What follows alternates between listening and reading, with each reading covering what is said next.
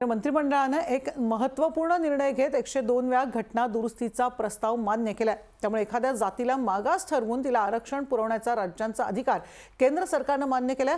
त्या आधारावर आता संसदेत विधेयकाला मान्यता घ्यावी लागेल। केंद्र सरकारच्या निर्णयानंतर मराठा समाजाला आरक्षण मिळण्याचा मार्ग मोकळा झाल्याची चर्चा सुरू झालेली असताना राज्याचा मराठा आरक्षणासंदर्भातील उपसमितीचे अध्यक्ष अशोक चव्हाण यांनी मात्र हा दावा फेटाळून लावलाय।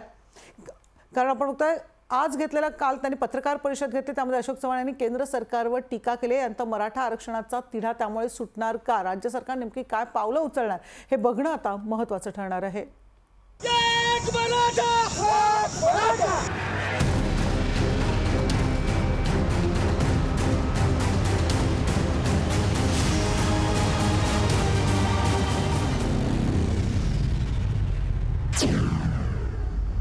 अर्थातच कालच्या निर्णयाकडे सगळ्यांचं लक्ष लागलं होतं। 102 वेळा घटना दुरुस्ती झाल्यानंतर अनेक अधिकार खरं तर राज्याला प्राप्त होणार आहे आणि त्या अंतर्गत आरक्षणाचा मार्ग सुकर होईल असं बोललं जात आहे। अर्थातच आपण बघतो हा निर्णय झाल्यानंतर सरकारकडनं मात्र टीका करण्यात आलेली आहे। 50% आरक्षणाचं मर्यादा का हा सवाल आता उपस्थित करण्यात आलाय, कारण तेवढ्या 50% मध्ये खरं तर हे आरक्षण बसवणं आता खूप मोठी जबाबदारी सरकारची असणार आहे। या सगळ्यामुळे पुन्हा एकदा तिढा अजून तसाच उरलेला आहे। मराठा आरक्षणाचं नेमकं पुढे काय होणार, आरक्षण मिळणार की नाही, कशा प्रकारे राज्य सरकार पावलं उचलणार, या खूप सारे सवाल आता खरं तर उपस्थित होत आहेत आणि सगळ्याबाबत अनेक जे काही त्यांच्या प्रश्न आहेत ते थेट आपण सरकारपर्यंत पोहोचवणार आहोत। सुरुवातीला जालनाला जाऊया। रवी जयस्वाल आपल्या बरोबर आहेत। रवी, आपण बघतो जालनामध्ये मोठं आंदोलन झालं होतं। अगदी जोपर्यंत आरक्षण मिळत नाही तोपर्यंत उग्र आंदोलन करण्याचा इशारा देण्यात आला। राज्य सरकारवर सुद्धा नाराजी खरं तर व्यक्त करण्यात आली। आता केंद्र सरकारने जो 102 कलमासाठी जरा फेरफार केल्यामुळे राज्य सरकारला आपण बघतोय काही अधिकार मिळालेले आहेत। अर्थातच आता नेमकं काय म्हणणं आहे जालनावासियांचं, मराठा समाजाचं नेमकं काय म्हणणं आहे?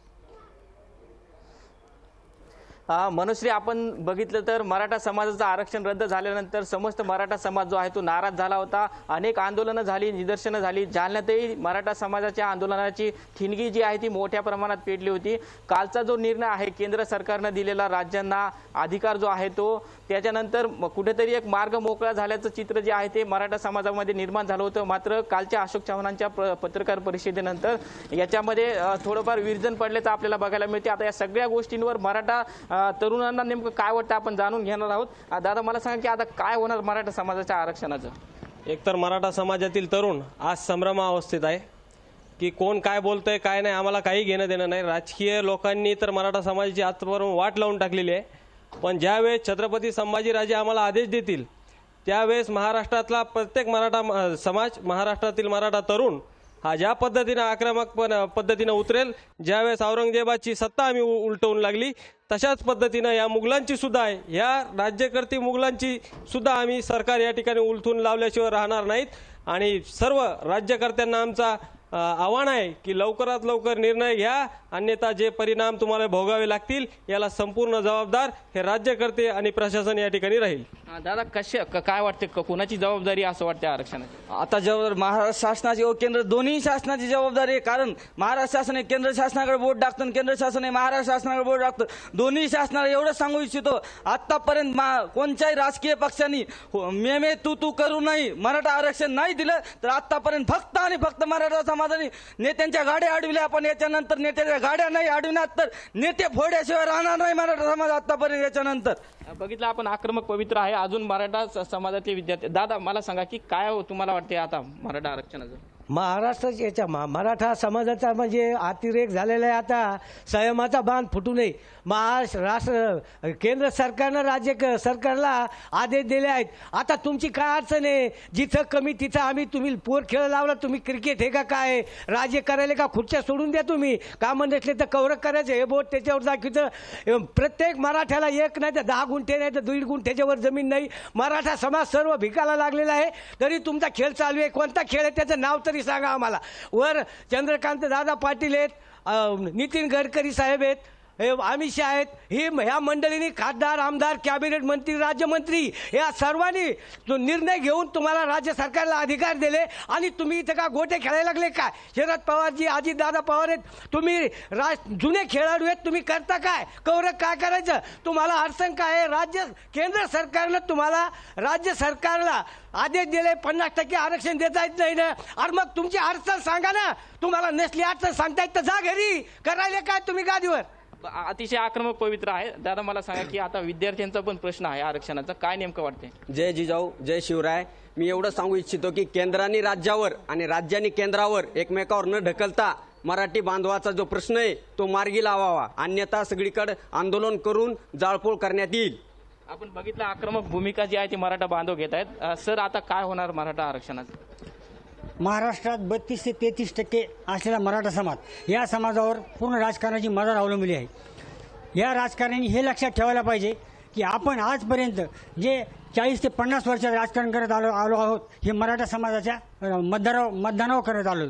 पण या समाजाची काय परिस्थिती आहे ही कोणी आतापर्यंत कोणाच्या घरात दारात जाऊन पाहिलेली नाही. हे शीतावरून भाताची परीक्षा करतात, पण एक शीत हा जर शिजलेला असला तर खालचा बुडाचा शीत हा शिजलेला नसतो. हे या राजकारणी लक्षात घ्यायला पाहिजे. आणि जसं 370चा जो मुद्दा होता तो दोन्ही सभागृहात पास झाला, जसा 3 तलाकचा मुद्दा दोन्ही सभागृहात पास झाला, राम मंदिराचा मुद्दा जसा दोन्ही सभागृहात पास झाला, तसाच केंद्र आणि राज्य शासनाने या शासनाने एकत्रित बसून या समाजाचा जो जिव्हाळ्याचा प्रश्न आहे, जो खितपत पडला, स्वातंत्र्यापासून जो खितपत पडलेला प्रश्न आहे, हा प्रश्न या दोन्ही राजकारणी, राज्य शासन किंवा केंद्र शासन या दोन्ही शासनाने एकत्रित बसून हा मार्गी लावायला पाहिजे अशी माझी अपेक्षा आहे. आपण बघितलं मनुश्री अतिशय आक्रमक पवित्र आणि भूमिका जी आहे ती मराठा बांधवांकडून घेतली जात आहे.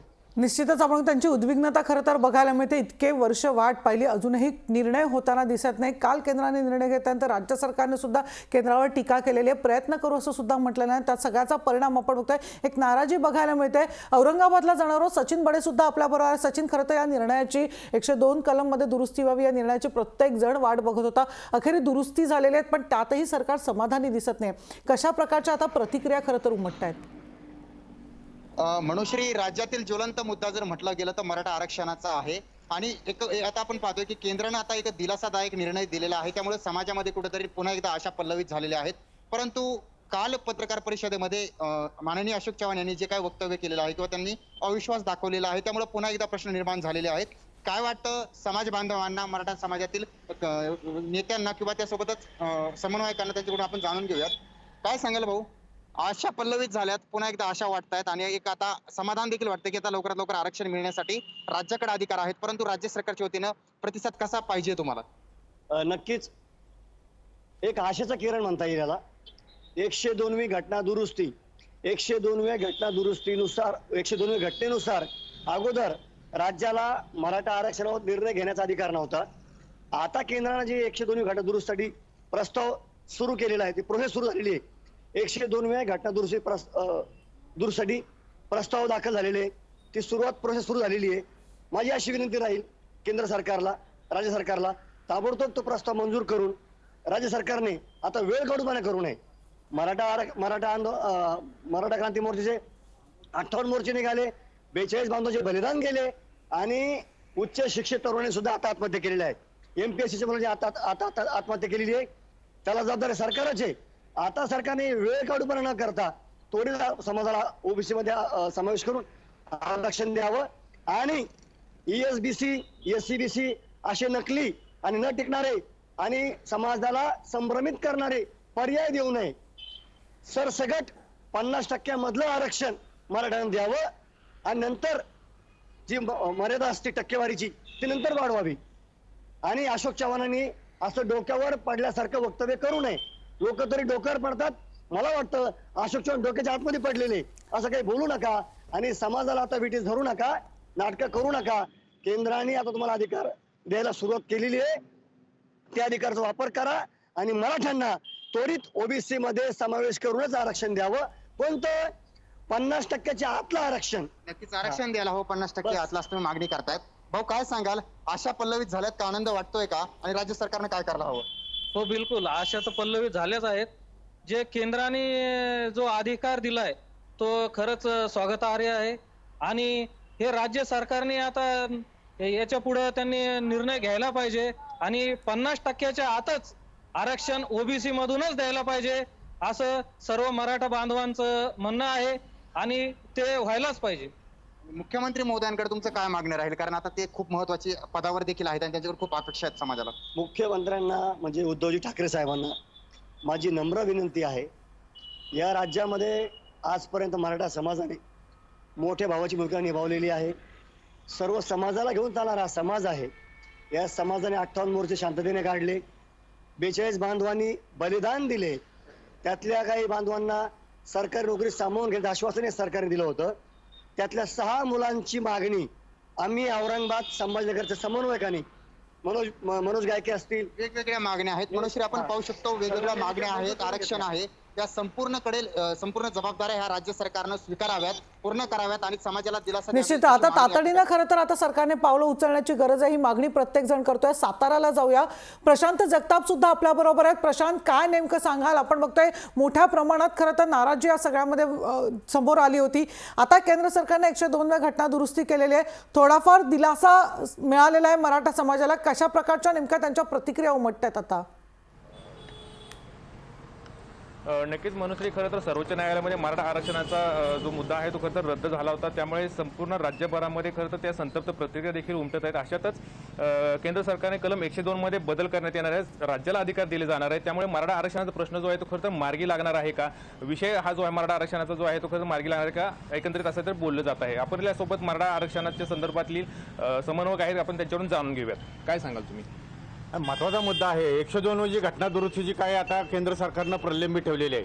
त्या माध्यमातून त्यांनी जरी ते राज्याला अधिकार जरी दिले तर त्याच्यामुळं आरक्षणाचा प्रश्न मिटणार आहे अशातला कोणताही गोष्ट नाही आहे. कारण महत्त्वाचा विषय आहे, पूर्ण पाण्यानं भरलेल्या ग्लासमध्ये आपण पुन्हा पाणी ओतूच शकत नाही. जर पाणी जर ओतलं तर ते बाजूला पडणार आहे. अशाच पद्धतीची मराठा आरक्षणाची घटना आहे. जर 50% आरक्षण मर्यादा असताना त्याची जर मर्यादा वाढ जर करून जर मिळाली नाही तर तुम्ही राज्याला अधिकार दिले काय आणि नाहीतर आमच्या प्रत्येक मराठा समाजाच्या हातात अधिकार दिले काय? त्याच्यापासून जास्त मोठा फरक पडणार आहे किंवा जास्त आम्हाला फायदा समाजाला होऊ शकणार आहे अशातली कोणती गोष्ट नाहीये. हा मराठा आरक्षणाचा विषयासाठी जागा वाढवून मिळावी याचा सातत्यानं आम्ही पहिल्यापासून दाते पाटील असू द्यात किंवा ते आमची टीम संपूर्ण असू द्या, हा संपूर्ण विषय ते सातत्यानं मांडत आलेली आहे. आणि तोच विषयावरती राज्य सरकारबरोबर आमच्या 2-4 मिटिंगा झाल्यानंतर राज्य सरकारनं सुद्धा त्या पद्धतीचं विधेयक हे इथं मंजूर केलेले विधान भवनामध्ये.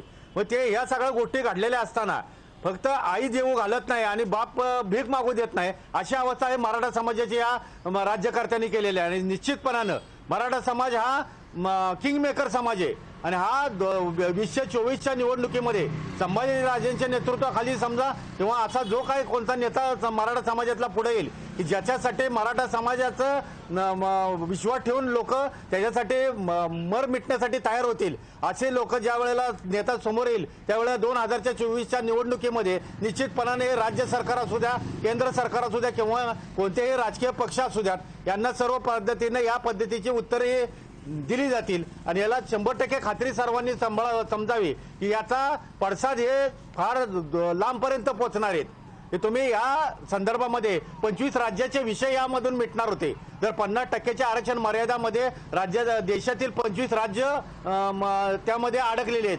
या सगळ्यांचे प्रश्न मिटणार होते. हा सगळा सातत्यानं आम्ही संपूर्ण अभ्यासपूर्ण लेखाजोखा केंद्र सरकारसमोर मांडलेला होता. त्यांना सुद्धा ते मान्य झालेले. पण विषय असा आहे राजकारणाचा त्यांचं जे काय गणित चाललेले त्या गणितातनं तो सातत्यानं कशा पद्धतीनं अन्याय करायचा ही बघतायत. पण त्यांना हे माहीत नाहीये की इतर समाजचे जे संख्येची टक्केवारी जी आहे आणि मराठा समाजाची टक्केवारी याचा त्यांनी गांभीर्याने विचार केला नाही. त्यामुळेच आता सुद्धा 105 आमदार येऊन सुद्धा त्यांना जे काय बाहेर बसावं जे लागले किंवा जे काय सहन करावं लागते ते त्यामुळेच करावं लागते. आणि इथून सुद्धा पुढची सुद्धा परिस्थिती याच पद्धतीची असेल यामध्ये त्यांनी मनामध्ये बिलकुल किंतु परंतु एससीबीसीचे यादी तयार करण्याचे अधिकार राज्याला मिळू शकतात. नाही, राज्याला अधिकार मिळू शकतात पण ती जी मर्यादा जी आहे ती मर्यादा जर आपल्याला जर पूर्ण करून म्हणजे अगोदरच 50% मर्यादा 22% आरक्षण दिलेलंच आहे तर तुम्ही देणार कशामध्ये? मग याच्यामध्ये एक तर दुसरा विषय असा आहे की विरोधी पक्षासह सगळ्यांनी 50%च्या आत ओबीसी मध्ये मराठा समाजाचा समावेश करावा या पद्धतीचा ठराव या ठिकाणी मंजूर केला पाहिजे. आणि त्या ठिकाणी तशा पद्धतीचा ठराव मंजूर करून जे अबकड ज्या पद्धतीने ओबीसी मध्ये इतर प्रवर्ग निर्माण केलेले त्या पद्धतीने करून 50%च्या आतमध्ये मराठा समाजाला घातलं पाहिजे। ही करण्यासाठी जी मानसिकता आहे हे संपूर्ण विरोधी पक्षासह सगळ्यांची पाहिजेत, तर हे होऊ शकतं। काय सांगाल मला, तुम्ही युवक आहात, तरुण आहात, मराठा तरुण आहात, घटना दुरुस्ती जी झालेली आहे, विधेयक पास झालेले, काय सांगाल? हे केंद्र आणि राज्य सरकारची टोलवाटोली जी उत्तरे आहेत हे मराठा समाजाला कोणत्याही प्रकारचं आंदोलन करायचं नाही। मराठा समाजाने आंदोलन केलं की कोरोना दिसतोय, मराठा समाजाने आंदोलन केलं की तुम्हाला लगेच निर्बंध लागतात। मराठा समाजावर सातारासारखी मराठ्यांची राजधानी असताना आंदोलन कुठलं करू द्यायचं नाही मराठ्यांना। त्यामुळे तर लॉकडाऊन वाढवण्याची ही चालढकल चाललेली आहे। राज्य सरकारने जर आणि केंद्र सरकारने एकत्र बसून जर निर्णय घेतला हा मराठ्यांचा प्रश्न मार्गी लागू शकतो। नक्कीच साताऱ्यातल्या मराठा बांधवांचं म्हणणं आहे की राज्य सरकार आणि केंद्र सरकारने एकत्र बसून हा जो आहे तो निर्णय निश्चित आपण बघतो केंद्र सरकारने काल 102व्या कलमामध्ये दुरुस्ती करण्याचा निर्णय घेतल्यानंतर खूप सारे पडसाद राज्यात उमटताना बघायला मिळतात। मराठा समाजाचं जे आहे त्या आशा आता पल्लवित झालेल्या आहेत, खूप साऱ्या आशा आता सरकारवर लागून राहिलेल्या आहेत। काय नेमक्या त्यांच्या प्रतिक्रिया येतात, आपण थेट नाशिकला जाणार आहोत। किरण नाईक आपल्याबरोबर आहे। किरण, आपण बघतो नाशिकमध्ये सुद्धा वारंवार आवाज उठवण्यात आला होता याबाबत। आता कालच्या केंद्र सरकारच्या निर्णयानंतर कशा प्रकारच्या अपेक्षा राज्य सरकारकडून मराठा समाजाच्या आहेत? नक्कीच मनुश्री, आपण जर बघितलं तर मराठा आरक्षणासंदर्भात जे आंदोलनं झाली, यात मूक आंदोलनं जे झालेली आहेत त्याच्यात प्रामुख्याने नाशिकचा फार मोठा वाटा होता। शेवटचं जे मूक आंदोलन झालं होतं ते नाशिकला झालं होतं। संभाजी महाराजांनी पहिलं आंदोलन जे आहे ते कोल्हापूरला घेतलं होतं आणि दुसरं आंदोलन हे नाशिकला घेतलं। त्यानंतर राज्य सरकारने कुठेतरी त्या आंदोलनाला महाराजांना कुठेतरी आश्वासनं दिली, त्यामुळे हे आंदोलन कुठेतरी शांत झाली। मात्र 102व्या घटना दुरुस्तीनंतर मराठा समाजाला आरक्षण देण्याचे जे पूर्ण निर्णय आहेत ते राज्य सरकारच्या हातात आहे। मात्र मराठा आरक्षणासंदर्भातले उप समितीचे अध्यक्ष अशोक चव्हाण यांनी जो निर्णय सांगितला की राज्य सरकार याच्यात कदापि आरक्षण देऊ शकत नाही। मात्र नक्कीच मराठा आरक्षणासंदर्भातल्या काय प्रतिक्रिया आहे हेच बोलण्यासाठी समन्वयक करण गायकर आपल्यासोबत आहे मराठा समाजाचे। सर, काय सांगाल, काल अशोक चव्हाण यांनी जी पत्रकार परिषद घेतली त्यानंतर जेव्हा राज्य सरकारच्या एका निर्णयाने जर मराठा आरक्षणाचा जर जो मार्ग आहे तो जर निघत असेल, मात्र अशोक चव्हाण यांनी घेतलेल्या वक्तव्यामुळे आता मराठा समाजाच्या आंदोलनाचं किंवा आरक्षणाचं पुढचं निर्णय काय होतं? हे बघा, 102 घटना दुरुस्ती विधेयक काल केंद्रात पारित करण्यात आलेलं आहे। तोपर्यंत अशोक चव्हाण काय बोलत होते की मराठा आरक्षणाची जबाबदारी आता केंद्र सरकारची आहे, राज्य सरकारची नाही। राज्य सरकारला अधिकार राहिलेले नाहीत। मग आता केंद्राने जर ते अधिकार परत देण्याचं जर विधेयक त्या ठिकाणी आणलं असेल तर अशोक चव्हाणांचं पोट का दुखतो? अशोक चव्हाण हे भ्रमनिरस्त मंत्री आहेत, अत्यंत मराठा समाजाला कलंक असलेला हा नेता, कायम मराठा समाजाच्या विरोधातच भूमिका घेत आलेले आहेत। तुम्ही बघितलं असेल 5 मागण्या अशोक चव्हाणांच्या हातात होत्या, काही अशोक चव्हाणांनी त्याच्यासाठी केलं नाही। अशोक चव्हाण सातत्यानं फक्त मराठा समाजाच्या विरोधात कसं बोलता येईल, दिल्लीला जाऊन काय तीर मारला अशोक चव्हाणांनी, तिथं गेले, तिथल्या सगळ्या खासदारांना सांगितलं का तुम्ही आवाज उठवा। मग आता खासदारांनी आवाज उठवायच्या पहिले जर विधेयक त्या ठिकाणी येत असेल आणि राज्याला जर अधिकार मिळत असेल तर आता मराठा समाजाला मागास करण्याचा अधिकार कोणाला आहे? राज्य सरकारला। राज्य सरकारने त्याच्यातून आता पळवाट काढता कामा नये, कारण 102 घटना दुरुस्ती विधेयक जर त्या ठिकाणी पारित झालं तर अधिकार तुम्हाला आले ना। मग याच्यात 50%ची मर्यादा वाढवावी लागेल की नाही लागेल हा नंतरचा पार्ट आहे, पण तुम्ही पहिले मराठा समाजाला मागास सिद्ध करा। ज्या 5 मागण्या मराठा समाजाच्या तुमच्या हातातल्या त्या तर देण्याची मानसिकता ठेवा। अशोक चव्हाणांना फक्त मराठा समाजाला निराश करण्याचं काम आहे, दुसरं काम जमत नाही। हा भ्रमिष्ठ मंत्री आहे।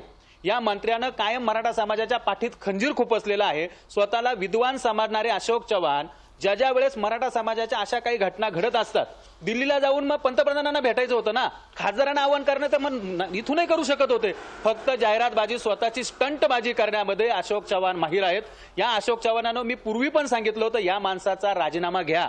जोपर्यंत अशोक चव्हाणांना मराठा आरक्षण उपसमितीहून हटवत नाही तोपर्यंत मराठा समाजाचे प्रश्न सुटत नाही, हा आमचा गंभीर आरोप अशोक चव्हाणांना आहे। अशोक चव्हाणांना काय समजायचं, आम्ही बोललो का मग अशोक चव्हाण काय बोलतात, मराठा समाजाचे लोक माझ्यावर टीका करतात। अहो अशोकराव, टीका करण्याला आम्हाला काय वेळ लागलाय का? पण तुम्ही कृतीतून काहीच दाखवत नाही ना। बघा, छत्रपती संभाजीराजेंनी पहिलं आंदोलनाची भूमिका ह्या जिल्ह्यातून पुकारली, त्याच्यानंतर कोल्हापूरला पहिलं आंदोलन झालं, दुसरं नाशिकला झालं, त्या ठिकाणी यांनी आम्हाला मंत्री उपसमितीची बैठक झाली। बैठकीमध्ये अशोक चव्हाणांनी 15 दिवस मागितले होते। 15 दिवसात राजे तुमच्या ज्या काही 5 मागण्या 7 मागण्या ह्या मी पूर्ण करून देतो, सगळ्या अधिकाऱ्यांसमोर झाला असताना मग अशोक चव्हाणांच्या हाताला लकवा आला का? आता आता अशोक चव्हाणांचा पेन चालत नाही का? अशोक चव्हाण हे त्या ठिकाणी आपण जर बघितलं असेल की कायम सातत्यानं फक्त काहीतरी किवड्या काढत असतात. अहो, आमच्या विद्यार्थ्यांचा प्रश्न साधा होता, सोडवला आला नाही. विशेष बाब करून देण्याचा प्रश्न होता, तरी करता आला नाही. सारथीचं काय केलं हो? कोल्हापूरला एक कार्यालय उपकार्यालय दिलं, पण त्याच्यात अजून कुठलीही सिस्टम चालू केली नाही. विभागीय वाईज आम्हाला सांगितलं की प्रत्येक जिल्ह्याला आम्ही जागा अलॉट केल्या. कुठल्या जागा अलॉट केल्या? कुठंच नाही. आता 9 ऑगस्टला पुणे येथून राज्यव्यापी बैठक पुन्हा एकदा छत्रपती घेत आहेत.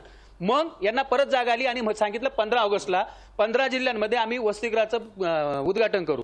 जागा कुठे, बिल्डिंग कुठे, काही माहीत नाही. फक्त आंदोलनं कसे थांबवायचे एवढंच अशोक चव्हाणांचा प्रयत्न असतो. अशोक चव्हाण हे करण्यापेक्षा आपली मानसिकता बदला, मराठा समाजाला न्याय द्या. नक्कीच मराठा समाजाचा आंदोलनाचा प्रश्न वारंवार जो आहे तो ऐरणीवर येतोय. कुठे केंद्र सरकारला पहिले जबाबदार धरलं जायचं. केंद्राने जे आहे ते निर्णय राज्य सरकारवर आता जे दिलेले आहेत.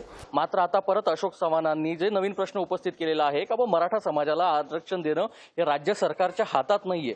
काय सांगाल या अशोक चव्हाण यांच्या भूमिकावर? कारण की आपण देखील एक मराठा सैनिक आहात, वेळोवेळी आपण आंदोलनामध्ये सहभागी झालात. सर्वप्रथम तर अशोकराव चव्हाणांनी जे वक्तव्य केलं ते फक्त वेळ काढून येतात, मराठा समाज आमच्या युवकांची फसवणूक करतात. वेळोवेळी त्यांनी सांगायचं एक, करायचं एक. सर्वप्रथम तर मी त्यांचा जाहीर निषेध करतो. अहो, ऊन वारा पावसाची तमाना करता छत्रपती संभाजी राजे आपली स्वतःच्या जीवाची काळजी न करता प्रकाशजी मी तुम्हाला शेवटचा एक प्रश्न विचारेल. आता मराठा समाजाची भूमिका काय पुढची थोडक्यात? 9 ऑगस्ट रोजी राज्यव्यापी बैठक त्या ठिकाणच्या आयोजकांनी जाहीर केलेली आहे. त्या ठिकाणाहून पुढची आंदोलनाची रणनीती ठरवल्या जाईल. अशोक चव्हाण, तुम्ही अजूनही शुद्धीवर या, नाही तर 9 ऑगस्ट रोजी केलेले आंदोलनाची पुढची भूमिका राज्य आणि केंद्र सरकारला परवडणारी नसेल. हे दोघांचाही जबाबदार आहे, दोघांनी त्याची जबाबदारी उचलावी. निश्चितच आपण बघतोय की नाराजी आता थेट व्यक्त केली जाते आणि अशोक चव्हाण म्हणजे राज्य सरकारवर ही नाराजी व्यक्त केली जाते. राज्य सरकारने पावलं उचलावी ही मागणी केली जाते. पुण्याला जाऊया, अमोल धर्माधिकारी आपल्या बरोबर आहे. अमोल, पुणेकरांच्या सगळ्याबाबत काय म्हणणं आहे? मनुष्य, आपण थेट विचारूया, कसं बघताय केंद्र सरकारच्या निर्णयाकडे आणि त्यानंतर राज्य सरकारने जी काल प्रतिक्रिया दिली की आमच्या हातात हे नाहीये, केंद्र चालढकल करतो. केंद्र सरकारने जे निर्णय घेतला आहे त्यामध्ये केंद्र सरकारने नुसता निर्णय घेऊन उपयोग नाही आहे. तो आयोग ते विधेयक मंजूर करून उपयोग नाही. तर ते 50% जी हे आहे ते उठवलं गेलं पाहिजे. त्यामुळे काय होईल की आत्ता जरी सरकारने केंद्र सरकारने हे केलं, विधेयक मंजूर केलं, तर त्याचा काही उपयोग होणार नाही आहे. त्यासाठी 50% जी मर्यादा आहे ती वाढवावी लागेल किंवा ती कमी करा. ते करून आता अधिवेशन चालू आहे तर ते लवकरात लवकर करून घ्यावं. आणि हा मराठा आरक्षण हा विषय राजकारणाचा नाही आहे असं आमचं मत आहे. मराठा समाज आहे हा. तर आम्ही आत्तापर्यंत तुम्ही जर बघितलं असेल तर सर्वोच्च न्यायालयामध्ये गायकवाड आयोग असेल तो सपशेल अपयशी ठरलेला आहे. त्याचा हे पण नाही लागलेलं, त्याच्यावरती निभाव लागलेला नाही आहे. म्हणून फडणवीस सरकारने जो गायकवाड आयोग केला होता तो फेल गेलेला आहे. नंतर आपण बघितलं आमचे मराठा समाजाचे जे नेते होते नारायण राणे, त्यांची समिती पण फेल गेलेली आहे. त्यानंतर आमचे जे आदरणीय आता नेतृत्व करतात छत्रपती संभाजी महाराज, त्यांची पण दुतर्फी भूमिका त्यांनी बंद करावी आणि कुठलाही समाज म्हणून माणसाने एकत्र यावं. पक्ष बाजूला ठेवून समाज ह्या विषयावरती एकत्र येऊन वैचारिक दृष्टिकोनातून अभ्यासपूर्ण मांडणीची गरज आहे. आता हा विषय आरक्षण आहे. तुम्ही काय सांगाल थोडक्यात, खरंच मराठा समाजाला आरक्षण मिळेल? मराठाला सगळ्यात मोठ्या प्रमाणात असलेला समाज आहे मराठा समाज. त्याचं 30 ते 36% त्यांचं प्रमाण आहे. या समाजाला आरक्षण द्यायचं तर कायद्यामध्ये तशी तरतूद नाही आहे आणि त्याच्यामुळे होऊ शकत नाही. त्यामुळे हे सत्ताधारी पक्ष आणि विरोधी पक्ष या प्रश्नावरती निरर्थक राजकारण करत आहेत असं माझं म्हणणं आहे. जिथं कायद्यात मनुष्य, आपण ऐकलं असेल 2 प्रकारच्या भूमिका यामध्ये आहेत, पण मराठा समाजाला आरक्षण द्या यामध्ये कुठल्याही प्रकारचं राजकारण निश्चितच आपण बघतोय. खरं तर हे सगळे टेक्निकल गोष्ट आहे. कशा प्रकारे आता हा सगळा तिढा आहे तो सोडवला जाणार याकडे बघणं आता महत्त्वाचं ठरणार आहे. अर्थातच एकीकडे कोर्टात लढाई सुरू आहे तर दुसरीकडे आपण बघतोय केंद्र सरकारने 102ला घटना दुरुस्ती केलेली आहे. त्याचा नेमकं राज्य सरकारकडनं आपण बघतोय निषेध करण्यात आलेला आहे, टीका करण्यात आलेली अशोक चव्हाण यांनी.